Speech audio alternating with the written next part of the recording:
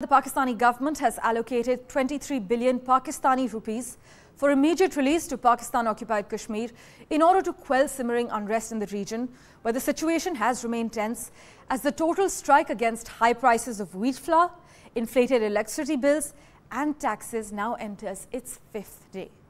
A police officer was killed and 100 others were injured in fresh clashes over the weekend and yesterday as well. In Pakistan-occupied Kashmir, or PoK, on May 12, killing one police officer and injuring about 100. The violence followed several days of peaceful protests against high taxes, electricity bills and rising inflation, resulting in disruptions in Muzaffarabad, which is PoK's capital and the epicenter of the protests. Schools, businesses and markets remain shut. Activists of the Awami Action Committee, or the AAC, have been holding peaceful wheel jam and shutdown strikes since May 10th. The protests are a reflection of economic frustrations rooted in the Pakistani government's alleged negligence and elitism in handling PoK.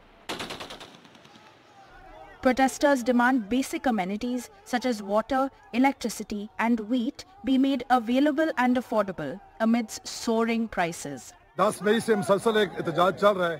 कबल अज़ीं तकरीबन 10 माह हो गए हम रोडों पर खड़े हैं और हम ये मुतालबा कर रहे हैं कि जो हमारे वसाइल हैं रियासत जम्मू कश्मीर के, उनके ऊपर हमारी जो अवाम है, जो यहाँ पे रहने वाले लोग हैं, उनका हक़ मलकियत तस्लीम किया जाए।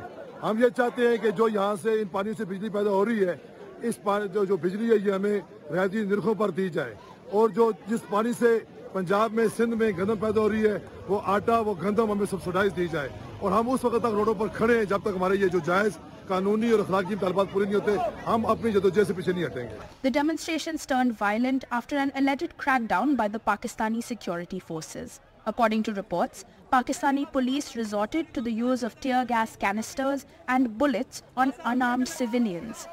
As a result, more strikes were called across PoK, in places like Mirpur and Rawalakot. On May 11th, about 70 leaders and activists were arrested in overnight raids. In response, the AAC has vowed to hold more demonstrations opposing the crackdown. These developments threaten the newly elected Pakistani government's stronghold in the region. Pakistan Prime Minister Shehbaz Sharif has condemned the violence and lawlessness, urging his officials to negotiate with representatives of the AAC. The demonstrations have been going on for 4 days now.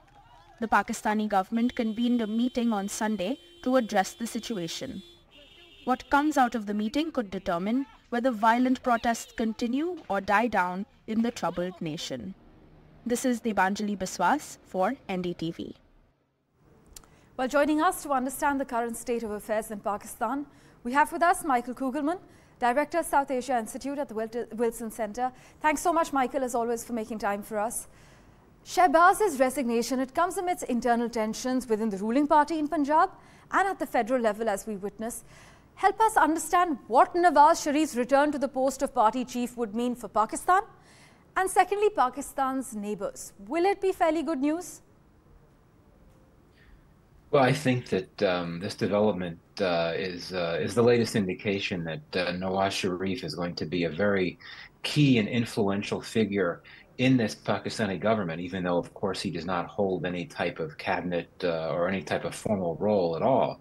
The fact that he had been disqualified from office some years ago has essentially been reversed by recent new rulings that essentially say that disqualifications only last for 5 years. And so this is one of the new developments that Shehbaz Sharif was referring to that have allowed Nawaz Sharif to come back and take back that role of party chief. And of course, he's been acquitted in a number of the cases that were held against him.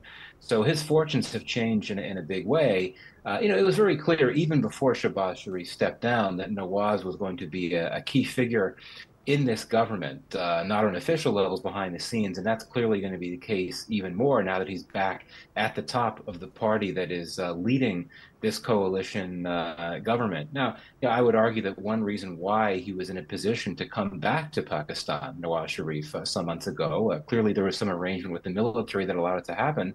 I think that the goal was for him to come back and be that person in the party that would try to galvanize and energize the PMLN base to put the party in a good position to do well in the election. We now know that the PMLN did not do all that well in the election, but still, Nawaz has been making a comeback for quite some time. And of course, an interesting question now is, what does this mean for India? What does it mean for Pakistan's relations with India that you have someone, Nawaz Sharif, who on a number of occasions in recent years has called for trying to push for better ties with India, at least through trade. Now he's going to be in an even more greater position of influence to try to push that position if he chooses to do so.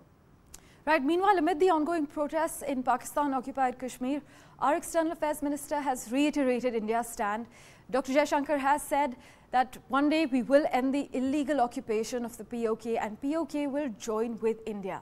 Michael, is this likely to ruffle feathers and irk Pakistan's current dispensation?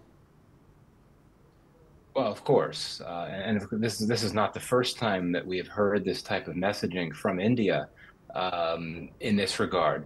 But I think that given where things are now, given the views of Pakistan and the Pakistani government and the broader Pakistani political elite and the strategic elite and the military views about the Modi government, which are clearly very negative, very critical, I think that makes Pakistan even more concerned when you hear this rhetoric and this messaging from the External Affairs Minister in India, or from anyone else for that matter in India.